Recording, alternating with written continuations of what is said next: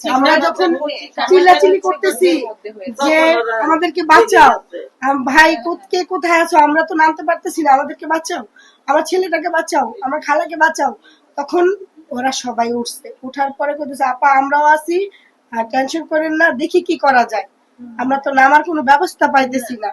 তা আপা দেখি পরে একটা লোক আসছে, আসার পরে বলতেছে আপা আপনারা এক এক করে বের হন, নিচে যাওয়া যাবে না, নিচের অবস্থা খুবই খারাপ, আগুন জ্বলজ্বল করতেছে, আপনারা উপরে আসেন।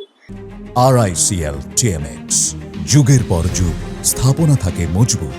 মানে একটা সিঁড়ি পাইছি, ওখান দিয়ে টর্চ লাইট, ছোট্ট একটা টর্চ লাইট জ্বালায়া তারপরে উনি আমাদেরকে টাইনা উঠাইছে। উঠানোর পরে ওখানে আমরা নিরাপদে ছিলাম। তো আবার যখন একটু নিয়ন্ত্রণ হয়েছে তখন আবার ফায়ার সার্ভিসের লোক, পুলিশেরা, এর মধ্যে তো আমাদের ভিতরে ধুমা ঢুইকা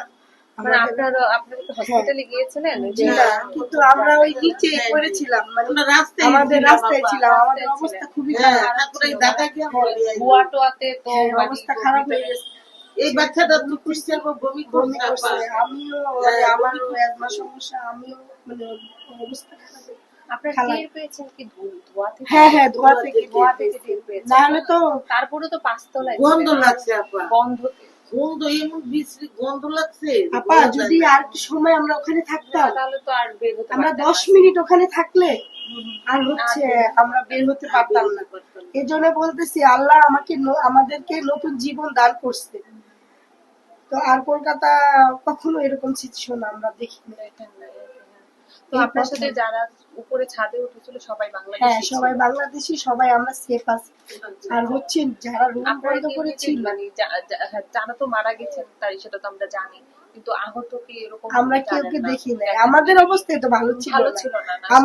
আমি মানে ওখানে ফিট হয়েছি। আমরা দেখবো কিভাবে, কেউ তো কেউ দেখতে দেয় না, পুলিশ তো পুরো ঘের করে রাখতে এই সাইড দিয়ে বাইর করছে, সব পাঁচশো নিহত লোক, ওই সাইডে তো পুরো লক করে দিচ্ছে। আমরা তো রাস্তায় বসেছিলাম সারা রাত্রি এই যে দাদাকে মানে এই ভাইয়া, সাংবাদিক ভাই, পুলিশ ভাই, ভাইয়াকে ফোন দিয়ে তারপরে বলছে যে ওনারা অসুস্থ, আমাদের রিস্কা করে দিচ্ছে, তাই না, পরে ওনার গেস্ট হাউসে আমাদেরকে রাখছে, নাস্তা টাস্তা দিচ্ছে। মানে বলতেছে আপা কান্দাকাটি করেন না, আমি আছি, আমি আপনার ভাইয়ের মতন।